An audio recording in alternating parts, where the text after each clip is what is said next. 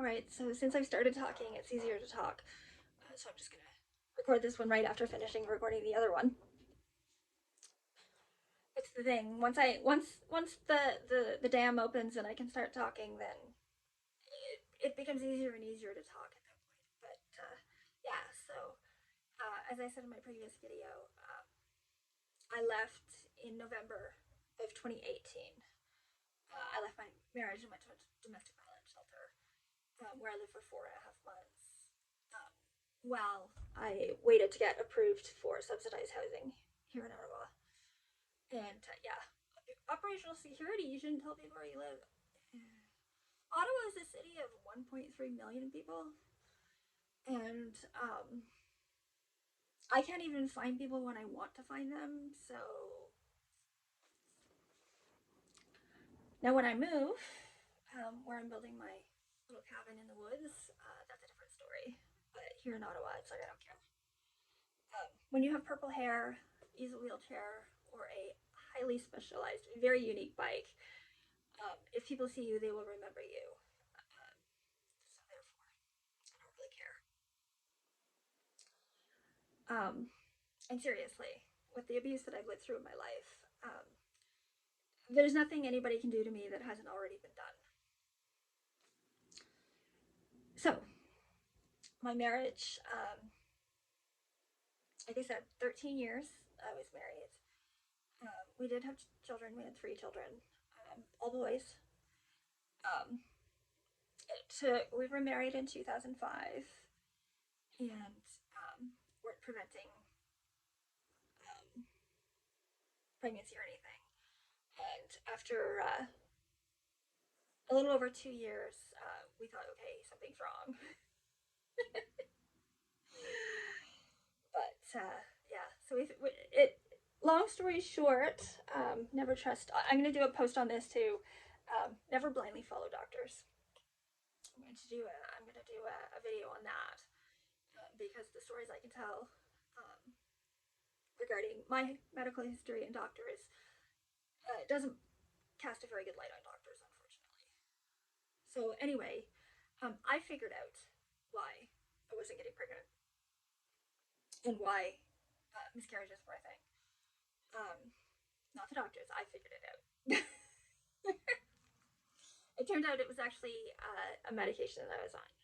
So I stopped taking the medication, and about a month and a half later, I got pregnant. But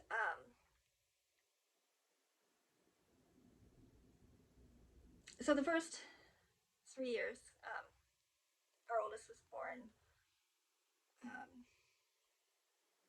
3 years and a couple months after we got married, and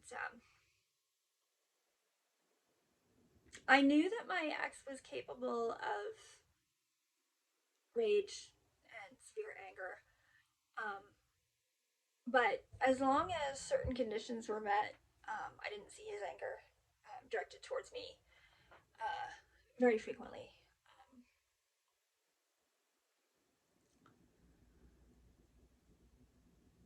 Of course, having grown up with an abusive father, having grown up, gone through domestic violence before, I was highly sensitive to nonverbal communication, and so I self-adjust without even recognizing that I'm self-adjusting. With my father, it's like he would rustle his newspaper in a certain way, and I'd be like, so that's just normal life for me. I got married at I had just turned 23 when we got married, so I was quite young, and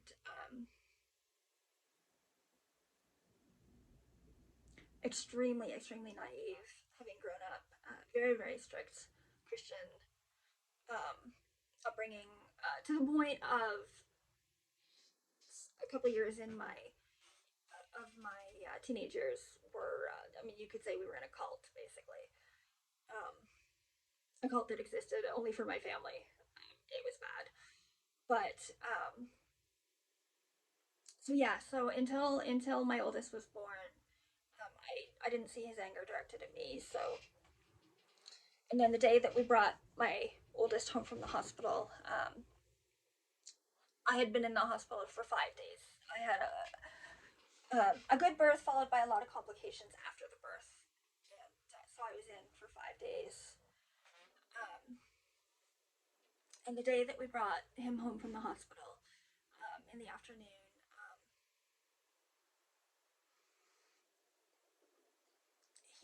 his parents had come by for a little while, and then they left, and we decided we were going to try and take a nap.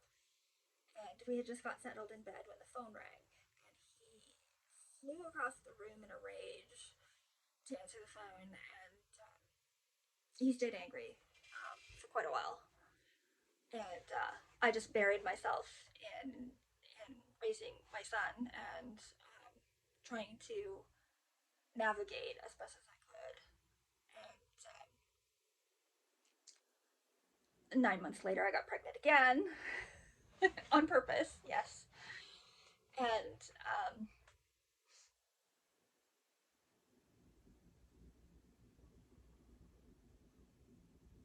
things got worse after my second was born. Um,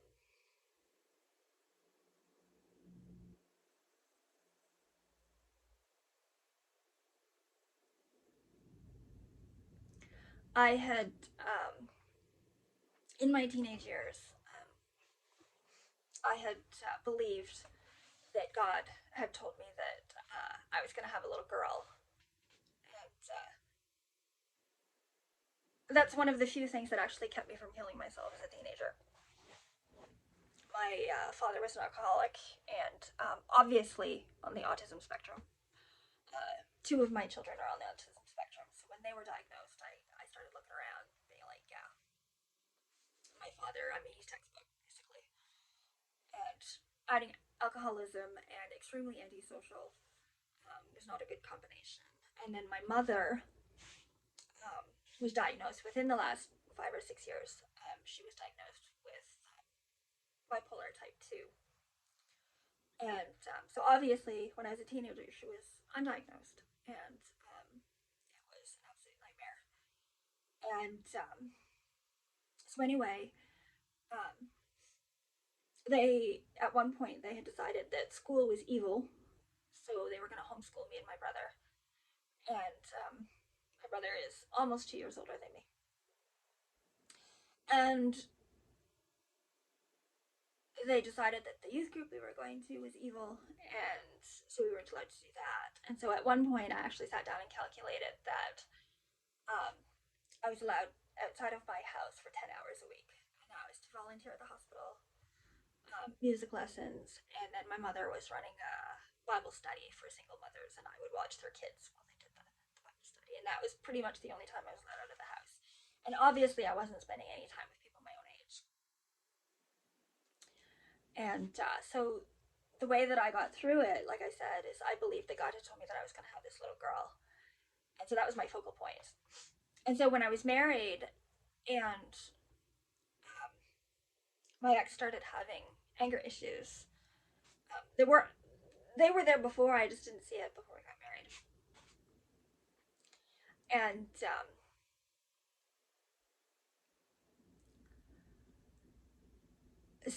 I was basically obsessed with this idea that I was going to have a girl. And so I put all of my focus into the kids. And again, the focal point that everything would be worth it. Everything would work out fine if I just had that girl.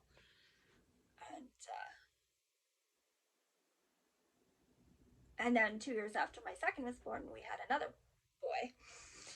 And and so then my ex decided that we were done having children because at that point, um, actually after we did briefly consider trying for one more, but then my second child was diagnosed with autism first. Just after he was about 4.5.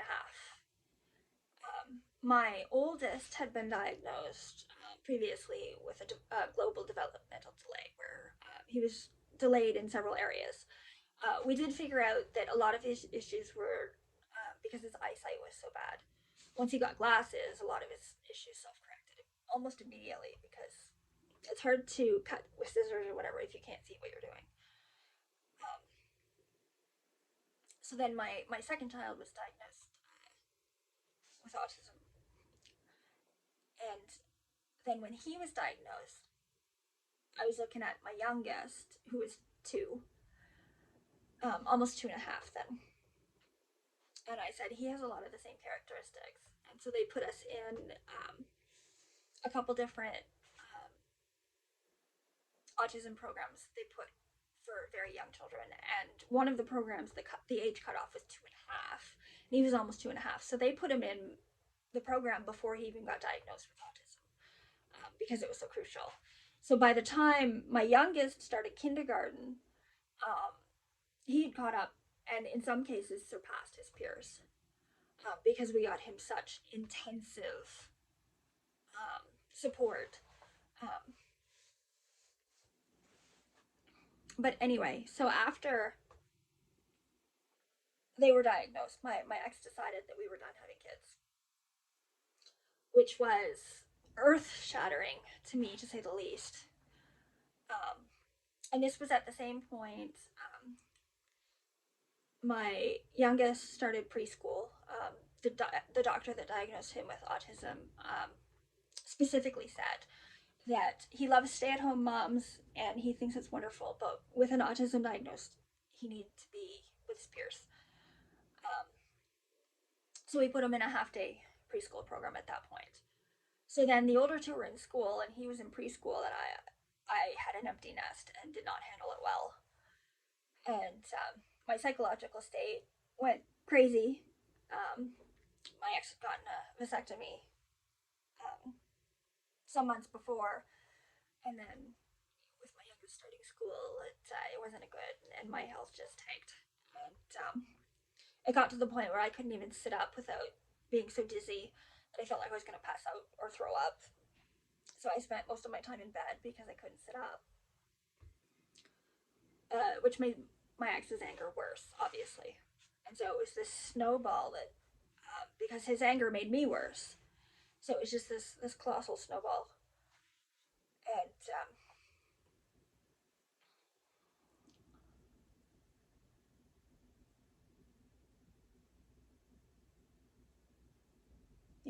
the why doesn't she just leave?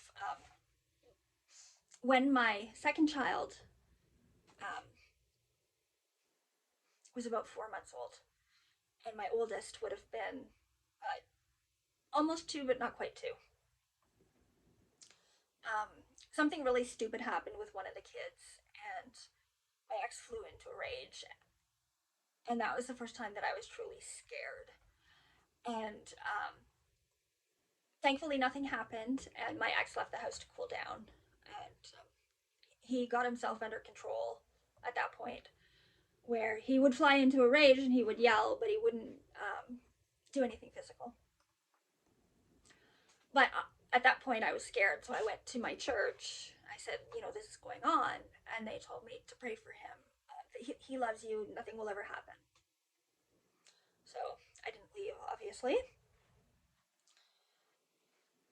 Stay-at-home mom, 2 young children, health problems. The church says I can't leave, and having grown up where pastors are God, basically, and being raised that I was the property of my father until I became the property of my husband. Um, the idea of leaving was barely in my scope. And so when they said, you don't need to leave, he's not going to hurt you, everything's fine. So fast forward again, like I said, all the kids are in school. My ex-husband, he worked from home, so he'd be in the basement yelling about something, and I was extremely sick, like I said. And finally, I was like, "This is stupid," and signed up for a program at the Ottawa Rehab Center called the Chronic Pain Management Program. Because a lot of the issues that I was dealing with was neck and jaw pain from a fall down the stairs I had back in 2013. Now, this was 2015, but residual effects from a fall down the stairs. And so I signed up for this program. It was a 4-week outpatient program. So it's all day, every day for 4 weeks. And there's a heavy psychological component in this program. And at the end of the program, I was talking to the psychologist in the program, and she's like, "You need trauma therapy," and I was like, "Yeah, thanks."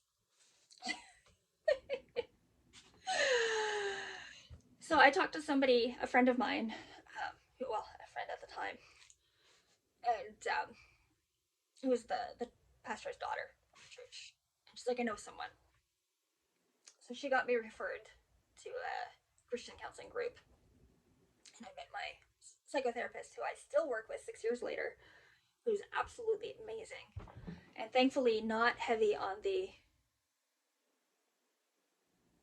religious aspect.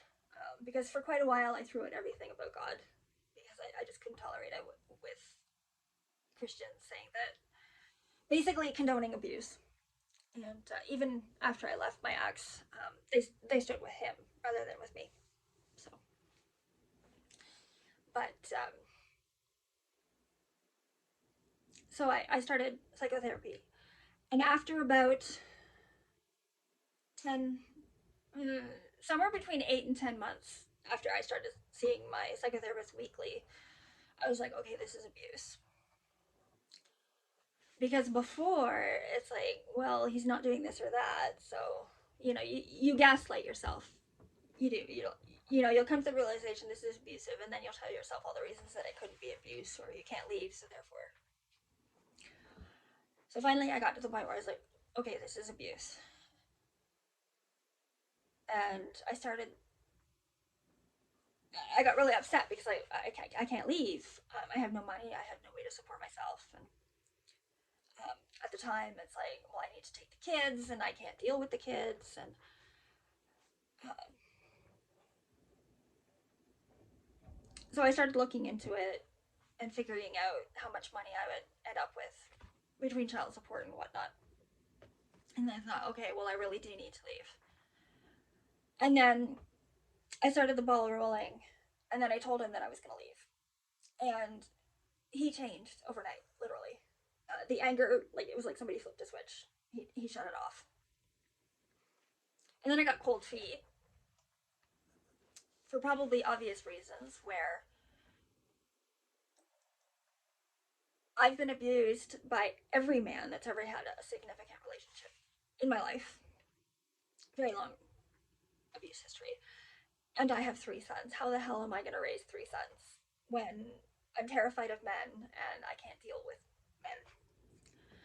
And my middle son is more severely affected with his autism. His autism is quite pronounced. He's verbal and he can function, but he has no concept that other people have emotions or anything. And he had attacked me. He was 8 at the time. He had attacked me for turning off his video game. So anyway, so yeah, I was like, well, he's like, my ex-husband, like, he turned the anger off, and I can't deal with the kids on my own, so maybe we can make this work out, because he had moved it out of the bedroom at that point. He completely vacated the bedroom, and so I thought maybe we could work it out. This was May. So he went on a couple business trips that summer, Vietnam and the Philippines, for a couple weeks each. And I had done okay with the kids. And then when the kids started school in the fall, they went back to school, and my ex was home, and he worked from home. So I'm trying to do whatever around the house, and he's exploding at coworkers or whatever in the basement, because that's where his office was. And I was like, this is not going to work. There's just no way this is going to work. So I basically told him, I said, it's not going to work. I need to leave. And he spent over an hour giving me all the reasons that his abuse and his anger was my fault. And the next day I tried to talk to him a little bit about my history, childhood history and whatnot. And I had trouble starting, so then he started in again, talking about how I needed to let it go and this and that. So I gave up. And then he stormed off because I said something and he stormed off. So then the next day, I sat down and I started writing. And I wrote out like a brief history of my childhood abuse and my ex. And then some very specific things that he had done. And I worked on it for 3 days. And then he went to church or something for some music practice or something, some event. He wasn't in the house, and I left it on his pillow. He was in the basement at that point, so I left it on his pillow in the basement. And the next day, he's like, "So you want to leave?" I'm like, "Huh?" So this would have been early October, I think. I think it would have been early October. So originally, I had told him in May that I was going to leave, and then I got cold feet, and then October, and then so the end of October is when I ended up finally leaving. And what I didn't say is that prior to me having the discussion in May with him that I wanted to leave, I had had a meeting with again the pastor's daughter, who at one point had been a very good friend of mine. She was bridesmaid in our wedding. Anyway, I told her a lot of the things that had been going on with my ex, more than just his anger, and and she was like, "Well, he's not hitting you, so you can't leave." Basically, it's not exactly what she said, but that's what she meant. Which is another reason that I got cold feet about leaving, because obviously I wasn't going to have any support. And so when I did leave, I was contacted by one person from the church, one friend. And it's a person that I had lived with prior to getting married, actually. I lived with her when I got engaged to get married. She's the only personality in the entire church. People I thought were my friends, people I thought were my family. One person contacted me. And she doesn't even live in Ottawa anymore. She's not even in Ontario. So. And you want to know who your friends are? Well, there you go. So I have none. But anyway, I went to the domestic violence shelter, which was after the rehab program that I did. The rehab program was absolutely incredible, and I would recommend it to anybody who has chronic pain. It was the most amazing program ever, and it was that sparked the catalyst for the whole thing. And then the domestic violence shelter was actually a very, very good experience for me. And I was glad that I had that for 4.5 months, because if I had gone straight from leaving my ex to being alone in my apartment, things would not have gone well. I can guarantee you things would not have gone well. Psychologically, physically, none of it. But so anyway, he's the second time I left, and obviously you can see that the stories are quite different, and the challenges are quite different. The first time I didn't want to leave because I was afraid somebody was going to die, and the second time, well, I was told that I couldn't, for one thing, and then also you have the complications with children, and yeah. So, do I feel bad about not being able to take the kids? Yes and no. Sometimes I wonder if I did the right thing, but I know I really did, because again, um, trying to raise healthy sons just was not going to happen. I can't deal with men at all, and now they're all teenagers, right? So, and then I had the autism complication. Um, there's just no way. My middle son, he has no comprehension that no means no. He has no comprehension that people have feelings. He has no comprehension that he just doesn't. Smart as a whip, very high IQ, no comprehension of social anything. So, but anyway, this video is 25 minutes long. It's probably going to take me 15 hours to upload, so I'll stop it here and let me know if you like this kind of thing, I can keep talking. Like I said, I have an extensive background of health, medical abuse, everything. You name it in life. That's why I called this channel An Unlikely Life, because I've experienced so much in 40 years that I'll be 41 next month. And I've experienced so much that most people wouldn't experience in 10 lifetimes. But yeah, so there's a little insight into who I am and where I am. And I will talk to you later.